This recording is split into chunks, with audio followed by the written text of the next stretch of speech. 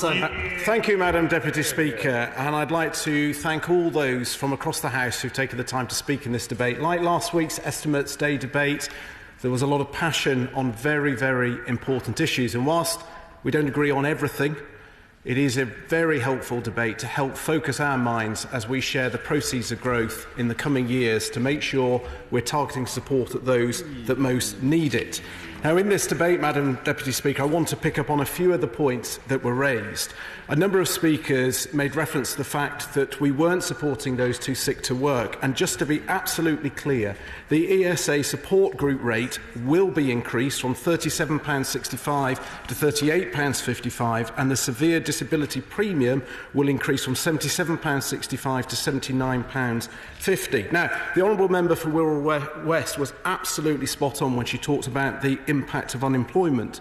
We couldn't agree more. That is why we are proud to have delivered record employment in every single region, a stark contrast to every single Labour government who has left office with higher unemployment. And it was echoed with the speech made by the Honourable Member for High Peak, who continues to attack job creation policies seeking to remove the opportunity for people to fulfil their own potential. Yes. He must surely know that the reason why there are more people in work is because there are more working-age people. But in my constituency, unemployment is higher this year than it was last year, and they are still struggling to get people on long-term unemployment back into the labour market. He must know that, surely. What we know is every single region of the UK is seeing more people working. Youth unemployment, that had increased by 45% under the last Labour government, has almost halved under this Conservative government, and that will continue to grow. Now, many speakers talked about... Yes, I will.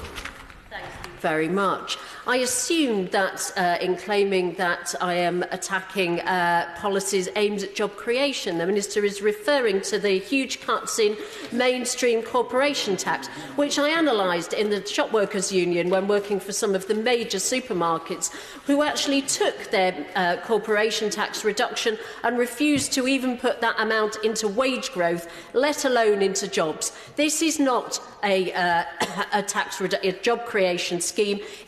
It's made profits for shareholders, not for workers.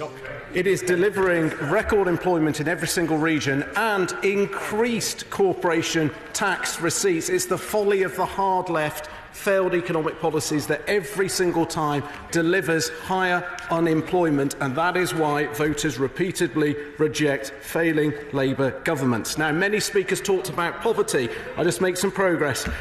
We have seen income inequality has fallen. It increased under the last Labour government. Risks of a low income and material deprivation for children and pensioners has never been lower. There are 300,000 fewer children in absolute poverty and 200,000 pensioners in absolute poverty. Food affordability has almost halved in the last 5 years, well below the EU average. Yes. The Child Poverty Action Group, there are 100,000 children who are in severe poverty as a result of the freeze. Would the Minister like to accept that fact? The stats are very clear. There are now 300,000 fewer children in absolute poverty. Now, where we are in agreement in this debate is that all speakers rightly welcomed the additional £1.7 billion for the Universal Credit Work Allowance as we continue to support those who are seeking to enter work, increase their hours or increase their pay. Now, overall, Madam Deputy Speaker, this is about striking the balance of targeting support to those that most need it against what is fair for the taxpayer. Under the last Labour government, where they increased welfare spending by £84 billion, the equivalent of £3,000 per working household, that wasn't a fair balance. Can I thank him for giving way?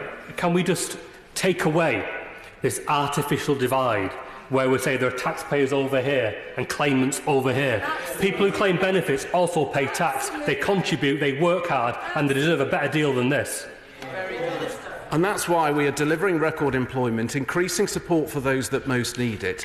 And that's why, Madam Deputy Speaker, today we are announcing the latest sharing of the share of growth with those that most need it, with an increase of £3.7 billion, maintaining our government's commitment to the triple lock for both the basic and full rate of the new state pension, increasing the pension credit standard minimum guarantee by earnings to support the poorest pensioners, increasing the universal credit work allowances so that claimants can earn more before their payments are reduced, and increasing benefits to meet additional disability needs and carer benefits in line with prices. Madam Deputy Speaker, I commend this order to the House.